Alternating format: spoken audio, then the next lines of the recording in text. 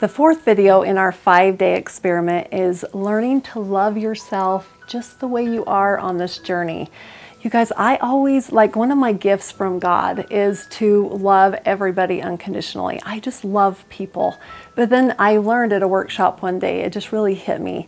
And they say that you can't love others until you truly love yourself. And I was like, no way, that's not right. I love everyone so much. But it was right then and there that I'm like, you're right. I don't love myself. I just don't. And that was a problem, in my marriage and with other things, is that I didn't have the love for myself. So how could I truly love other people if I don't love myself? So there's a favorite quote of mine that I rehearse over and over in my mind all the time that says, happiness is not determined by what's happening around you, but rather what is happening inside you. And you guys, most people depend on others to gain happiness, but the truth is it always comes from within. And I didn't know that for such a long time. It's not easy to love yourself. In fact, it's hard to love yourself unconditionally. I wish that I could go back to that little third grader when the school nurse told me I was one fat little kid. I wish I could go back to that little girl and just wrap my arms around her and just say, honey, I know that you're going to struggle with your weight your entire life, but one of these days when you're older, you are going to inspire millions and millions of people. I wish I could go back to her and just tell her that so that she wasn't sad for so long throughout her life. So the thing that I want you guys to do is to write 100 things. That's 100, 100 things that you love about yourself.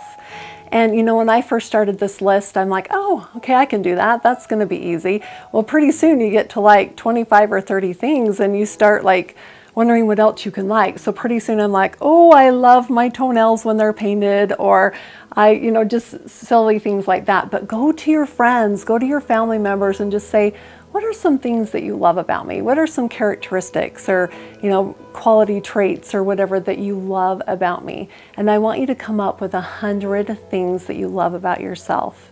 And then after that, I want you to take those 100 things and I want you to write a love letter to yourself. One that just you can take out of your drawer and read every once in a while to just validates how much you're loved.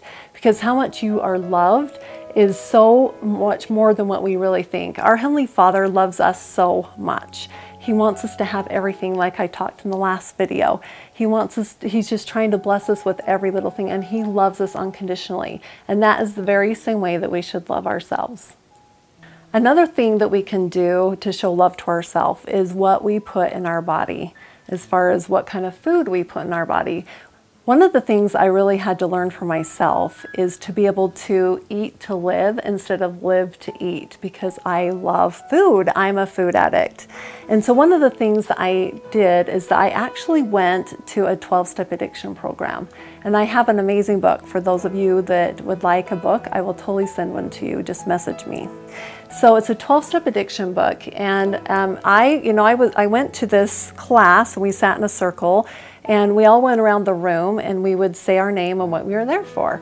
And so I said, okay, my name is Jill and I'm here for food addiction. Well, this guy that was sitting next to me, he was about 400 pounds. And he looked at me, he goes, food is not an addiction.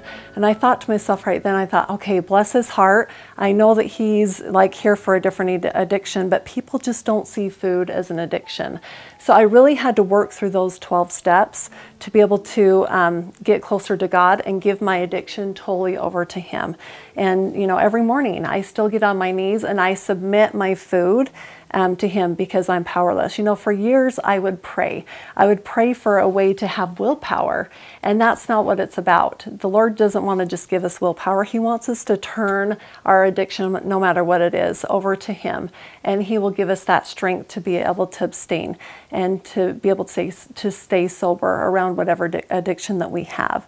So that has been a huge, huge key into overcoming my food addiction and learning to love myself, is what I put in my mouth every single day.